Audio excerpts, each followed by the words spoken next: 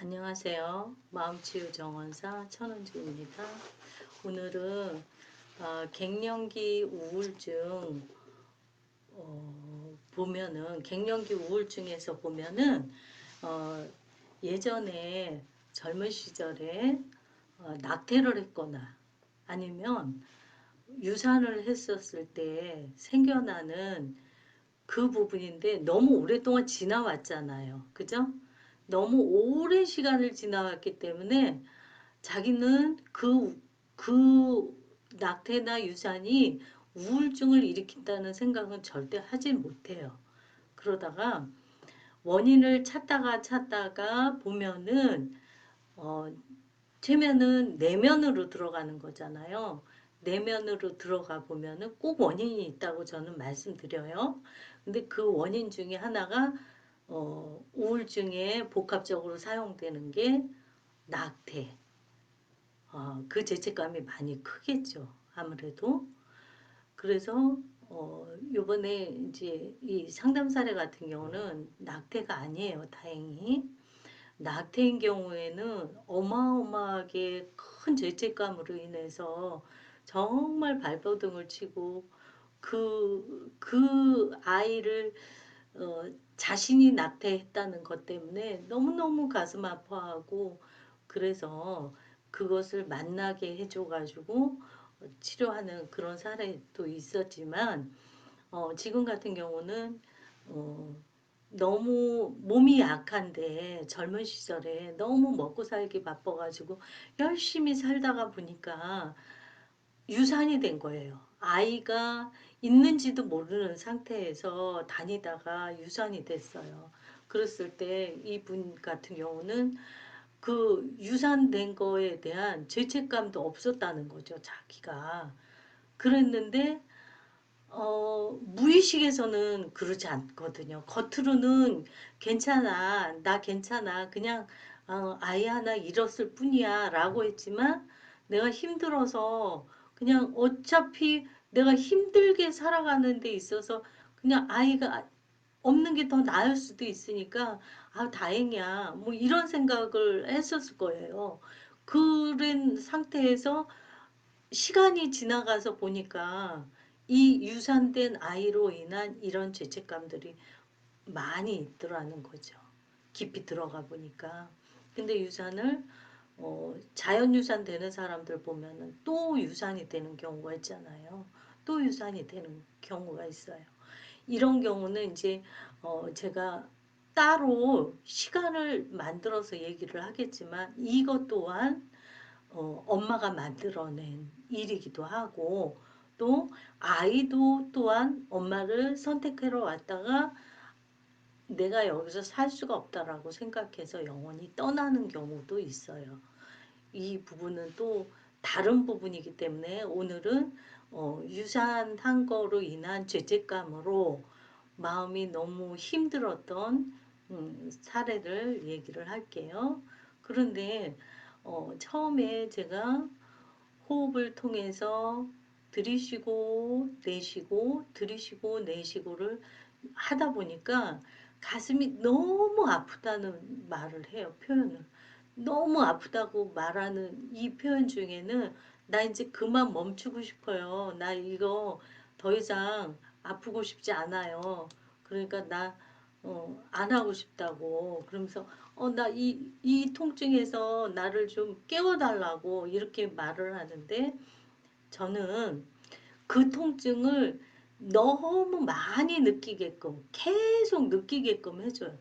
끝까지 가라. 죽지 않는다. 그러면 이 통증을 느끼면서 당신이 어떤 생각과 맞아 떨어지는 건가 한번 찾아보자. 그래서 통증은 통증대로 유도를 시키면서 통증과 맞아 떨어지는 과거로 갑니다 해서 과거로 갔더니 아이가 유산됐을 때 겉으로는 나 괜찮아 했지만은 그 아이에 대한 미안한 마음, 지켜주지 못했던 그 마음, 그 다음에 죄책감.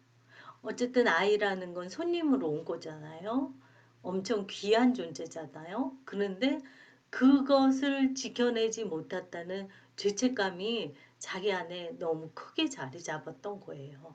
그러면서 아이를 또 간신히 한 사람을 아주 예쁘게 태어나게 했는데 아마 다리가 약간 뒤틀려서 나왔던 것 같아요. 그래서 아기 때서부터 그 중환자실에 있으면서 다리 교정하고 이러는 거를 하면서 아마 아이에 대한 그 불안이 먼저 유산된 거와 몇 개의 유산과 이 아이가 다리가 아프게 태어났다는 거와 맞아 떨어진 거죠.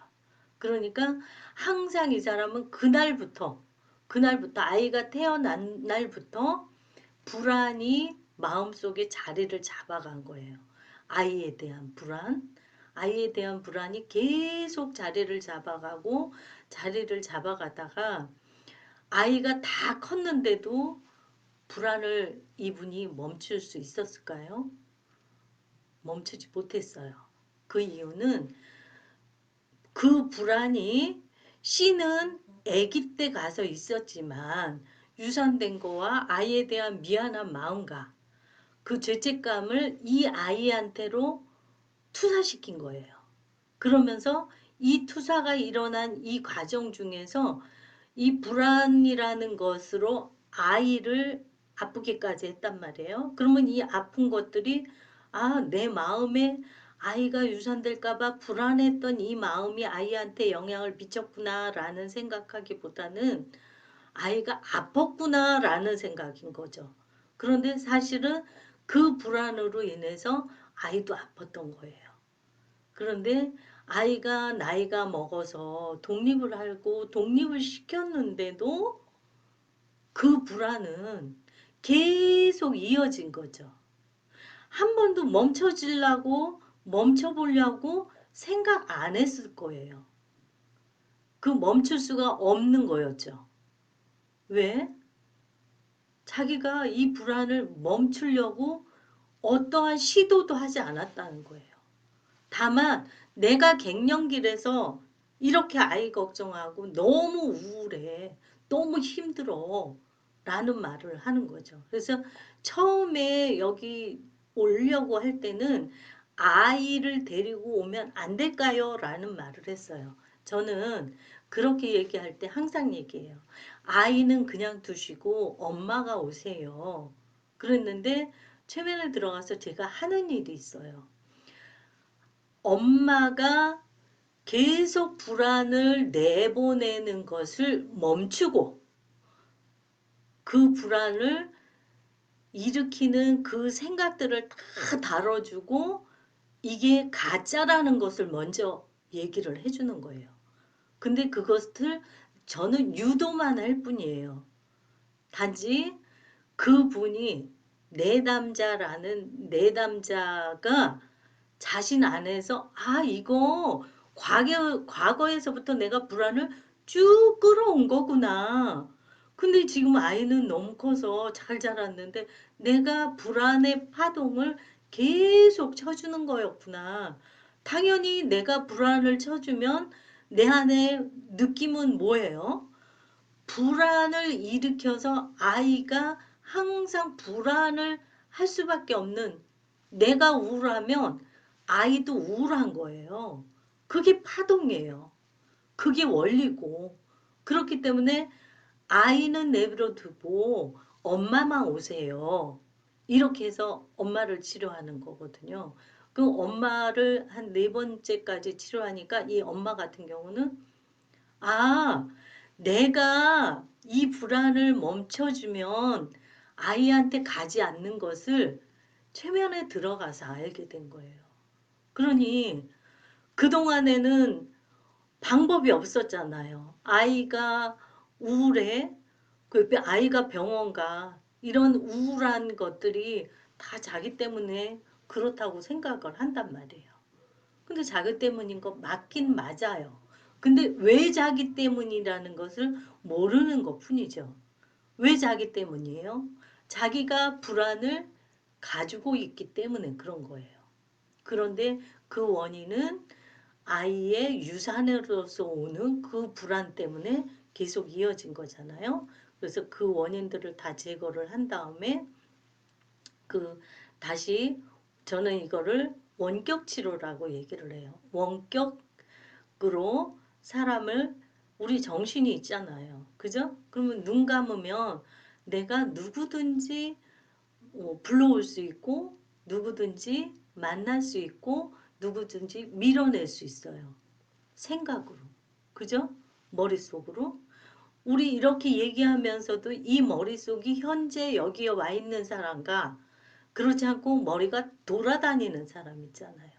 그것처럼 자기의 불안한 내면에 일으킨 원인들을 제거하고는 원격으로 편안함을 내가 먼저 인지한 다음에 아이한테 나 편안해. 그러니까 너도 편안하면 좋은 거야.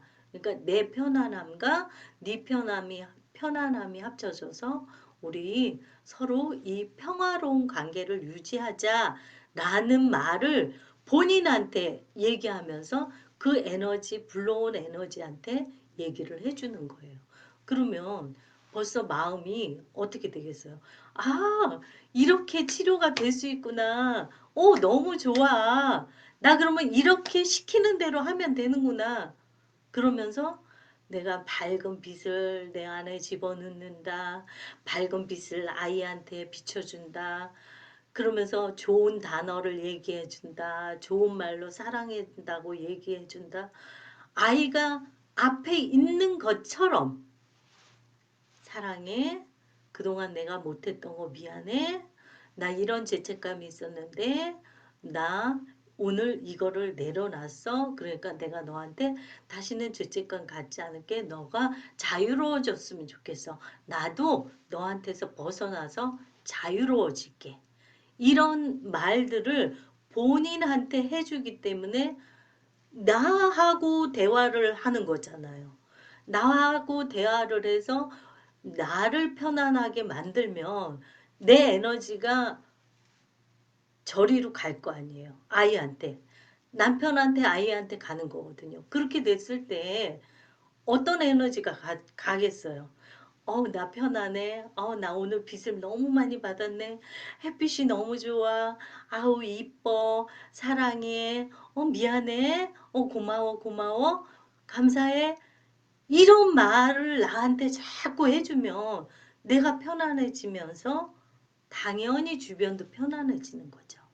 그래서 저는 이것을 원격이라고 얘기를 하면서 요것은 최면에 살짝 살짝 들어가서 조금 더 깊이 들어가면은 이거를 할 수 있는 거예요. 그래서 나중에는 이제 잠재의식과 소통하는 그런 부분까지 가면 더 깊이 들어가는 건데 제가 최면 10번을 자꾸 얘기하잖아요. 최면 10번 중에는 다 이렇게 원격으로 하고 잠재의식 깨우고 내면의 멈춘 아이 깨우고 이런 것들을 다 하는 그런 거거든요. 그래서 오늘은 태안 이 아이를 불안해 해가지고 막 가슴이 떨리고 통증이 오고 이런 사람이 와가지고 치료받은 사례를 드렸어요. 그래서 저는 사실은 굉장히 말주변이 없는 사람이에요. 옛날 사람이기 때문에 말주변이 더 없죠. 그래서 두루뭉실하게 얘기하는 사람인데 이 심리치료에서 대화를 하고 심리치료에서 사람들의 이 언어를 캐치해서 그 사람의 내면의 그 심리 기저를 알아차리는 데는 굉장히 잘해요. 근데 말주변이 없어서 잘 전달은 되지 않을 거예요. 그렇지만 어, 이 점점 하다 보면 저도 많이 늘겠죠? 연습 많이 해서 조금 더 편안하게 어, 들릴 수 있도록 노력하겠습니다. 오늘 들어주셔서 감사합니다. 갱년기 우울, 유산과 낙태, 최면심리 사례 네 번째 얘기 이상으로 마치겠습니다.